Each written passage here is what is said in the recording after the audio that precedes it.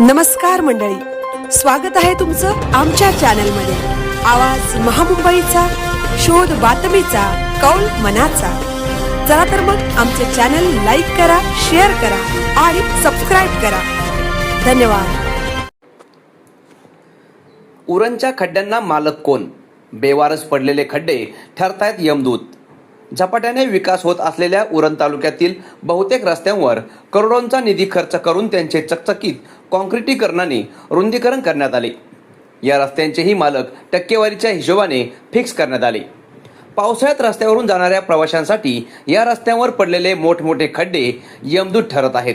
मात्र हे खड्डे बुजवण्याची जबाबदारी कोणीच घेत नसल्याने उरणच्या रस्त्यावरील या खड्ड्यांचे मालक कोण असा प्रश्न जनतेला पडला आहे। JNPT बंदराच्या विस्तारीकरणाबरोबरच उरण तालुक्यात अनेक प्रकल्प निर्माण झाले।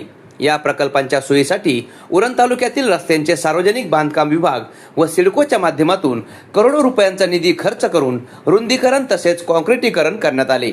या प्रत्येक रस्त्यासाठी कंत्राटदार सुद्धा ते देत असलेल्या टक्केवारीनुसार कायम नेमण्यात आले। कामापेक्षा रस्त्यावर निधी जास्त मंजूर करून कंत्राटदार व त्यांचे आश्रयदाते मालामाल झाले आहेत। मात्र याच रस्त्यावर सध्या भले मोठे खड्डे निर्माण झाले असून त्यामधून दुचाकी सोडा चारचाकी गाडी चालवताना कसरत करावी लागत आहे। पावसाळ्यात या खड्ड्यांमध्ये साठणाऱ्या पाण्यामुळे अनेक दुचाकी स्वारांचा अपघात होऊन ते जायबंदी झाले आहेत। अनेक अपघात होऊन त्यांची कल्पना संबंधित विभागाच्या अधिकाऱ्यांना देऊनही ते हे मृत्यूच्या खड्ड्यांमध्ये माती टाकण्याचीही तसदी घेत नसल्याने जनतेत संताप व्यक्त होत आहे। रस्त्यावरील हे खड्डे आम्ही केलेल्या रस्त्याच्या कामात नसल्याने आम्ही ते का बुजवू अशी मखलाशी हे कंत्राटदार करीत आहेत। उरणच्या जनतेसाठी असलेल्या या रस्त्यावर सध्या अवजड कंटेनर वाहतुकीचा विळखा पडल्याने सततच्या वाहतूक कोंडीमुळे जनतेला या रस्त्यावरून प्रवास करणे नकोसे झाले आहे। त्यातच या खड्ड्यांच्या दुष्टचक्रामुळे प्रवासात अपघाताचे संकटही उभे ठाकले आहे।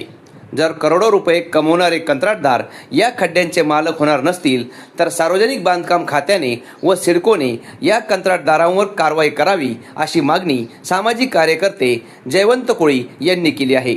याबाबत सार्वजनिक बांधकाम विभागाचे उपकार्यकारी अभियंता दामोदर पाटील यांना विचारणा करण्यासाठी संपर्क केला असता त्यांनी मोबाईल कॉलला प्रतिसाद दिला नाही। आवाज महामुंबईचा चॅनलसाठी अनंत नारंगीकर, उरण।